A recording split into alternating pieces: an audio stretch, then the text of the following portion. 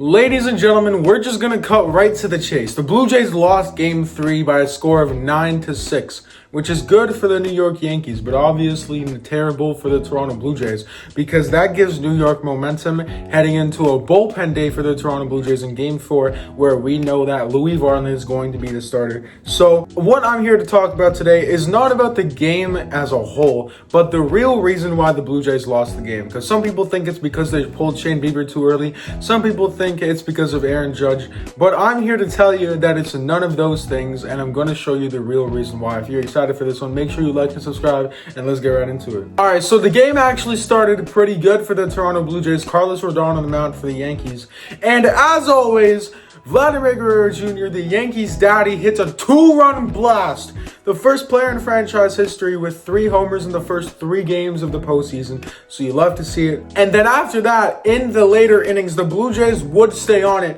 as they would have a 6-1 lead going into the 3rd inning. And the Yankees would get that 1 run thanks to a IKF error at second base, where he would fail to get out Ben Rice. He never even got the ball, and that is the first of many errors to come for the Toronto Blue Jays, okay? So now instead of being out of the 1st inning, they have 2 runners on with 2 outs still in the 1st inning. And Giancarlo Stanton drives home a run.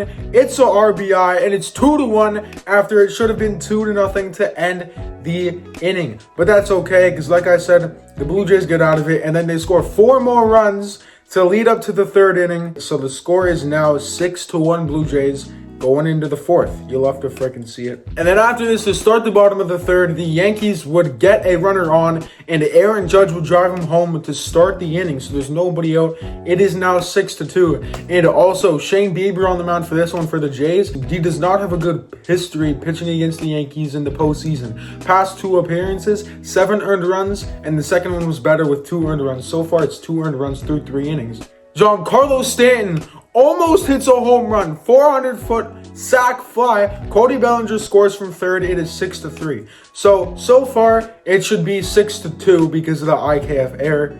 So I'm going to keep that in the back of my mind. And then he walks Jazz Chisholm Jr. on what should have been strike 3. And after that, he is pulled from the game. So they're going to the bullpen in the 3rd inning, knowing they're going to have to use almost every reliever they have tomorrow. So that is what people were kind of thinking. John Schneider was a little going crazy in the brain right there.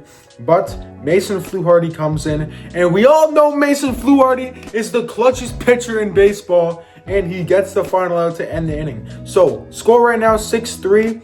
It should be 6-2 because of the IKF error. Let's keep that in mind. To start the bottom of the 4th, there's already 1 out. This is the big play of the game. For the defensive mishaps for the Blue Jays, this was the big one that everyone pointed out. Addison Barger gets a pop fly to 3rd base. Should have low-key been Davis Snyder's ball, some people are saying, but he called him off anyway. And then he lost the ball right as he called it off. And he turned on the jets to try and go get it, but it pops out of his glove, and Austin Wells ends up on second base. So that's another base runner the Yankees should not have. Should be bottom 4 with 2 outs, but instead it's bottom 4, 1 out, and a runner on second. And will that come back and cost the Blue Jays? You are darn right it will. All right? Because up comes Trent Grisham, and he walks on 4 pitches. So right now, it should be 2 outs, runner on first. It should be 6-2 still.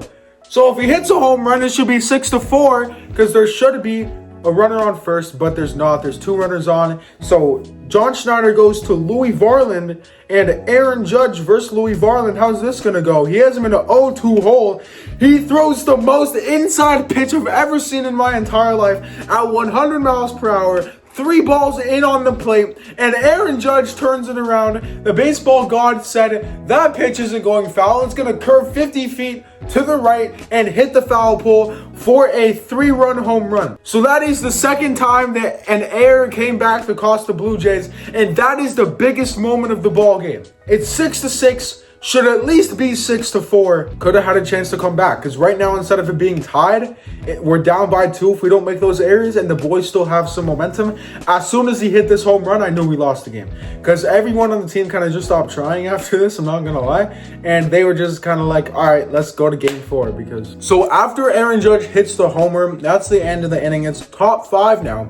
Ernie Clement gets on base with a little 1-out rally going.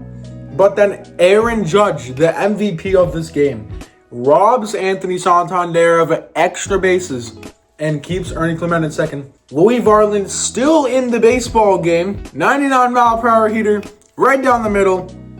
The Jazz Chisholm Jr.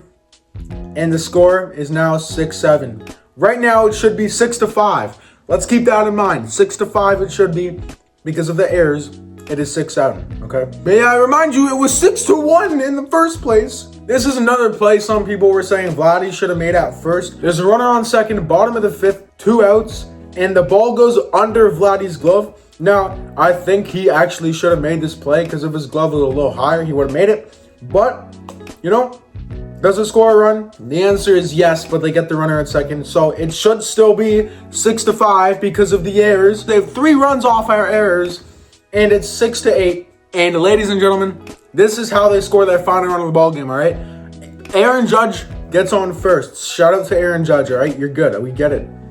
And then with 1 out, Cody Bellinger hits a fly ball to Anthony Santander. Should be easily caught, right? Wrong! Anthony Santander takes the shittiest route known to man to the baseball, and he dives for it. It gets past him. And it goes all the way to the wall. Dalton Varsho fumbles it around.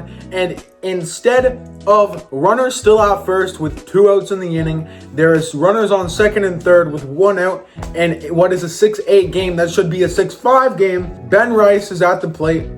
And he hits a sac fly to none other than Anthony Santander. So ladies and gentlemen, it is a 6-9 game. It should still be 6-5 at this point, but they have 4 runs off of our 4 errors. I don't know if every play was counted as an error, but 4 defensive miscues by the Toronto Blue Jays led to 4 Yankee runs. And that is how this game is going to end. In the top of the 9th, it would be none other than David Bednar for the New York Yankees to come in and close it out. So, in case you didn't figure it out, the key thing is we made a bunch of errors. We actually would have been winning by 1 in the bottom of the 6th, but instead we were losing by 3. So, turns out all we need to do is play good defense, which we've done all season except for that one game, of course. And then we should win some baseball games. But let me know what you guys think. Is that the real reason why the Blue Jays lost Game 3 of the ALDS? Or do they just suck now and the Yankees are going to win in 5? Like Big Poppy said, the Yankees lose, the Blue Jays in 4. We'll see you next time. Peace.